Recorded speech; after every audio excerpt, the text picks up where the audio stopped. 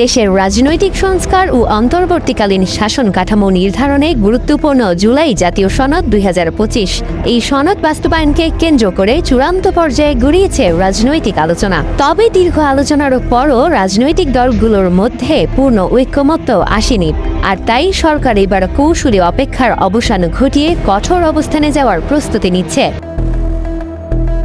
সরকার স্পষ্ট জানিয়ে দিয়েছে, এই কাঙ্ক্ষিত সনদের বাস্তবায়ন কোনো দলের দয়া বা সদিচ্ছার উপর নির্ভর করবে না। প্রয়োজনে সরকার নিজ উদ্যোগে প্রয়োজনীয় আইনি সিদ্ধান্ত গ্রহণ করবে। ইতিমধ্যে রাজনৈতিক দলগুলোকে সেই বার্তাই দেওয়া হয়েছে। দলগুলো নিজেদের মধ্যে আলোচনা করে একটি সমাধানে পৌঁছাতে চেষ্টা করবে। দলগুলোর আবেদনের ভিত্তিতেই জাতীয় ঐকমত্য কমিশনের মেয়াদ ১৫ অক্টোবর পর্যন্ত বাড়ানো হয়েছে।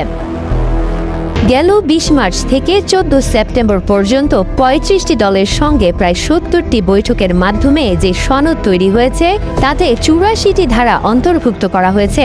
এর মধ্যে অনেক সিদ্ধান্ত নির্বাহী আদেশ বা অধ্যাদেশের মাধ্যমে কার্যকর করা সম্ভব হলেও প্রায় ৩৪টি ধারার জন্য সংবিধান সংশোধনের প্রয়োজন হবে। সনদে যারা স্বাক্ষর করবেন রাজনৈতিক দলগুলোর সেই প্রতিনিধিদের নাম চেয়েছে কমিশন। গত ১৩ সেপ্টেম্বরের মধ্যে প্রত্যেক দলকে ২ জন প্রতিনিধির নাম পাঠাতে বলা হয়েছিল, কিন্তু বাংলাদেশ জামায়াতে ইসলামী, জাতীয় নাগরিক পার্টি এবং ইসলামী আন্দোলন বাংলাদেশ সহ অনেকগুলো দল প্রতিনিধির নাম পাঠায়নি। সংশ্লিষ্ট সূত্রগুলো বলছে, সরকার আর আলোচনার নামে সময় ক্ষেপণ করতে রাজি নয়, কারণ নভেম্বরের মধ্যেই সংস্কার প্রক্রিয়া শেষ করতে চায় তারা। এমনকি এটাও স্পষ্ট করে দেওয়া হয়েছে যে যদি নির্ধারিত সময়ের মধ্যে ঐকমত্যে পৌঁছানো না যায় তাহলে প্রশাসনিক সিদ্ধান্তই হবে একমাত্র পথ।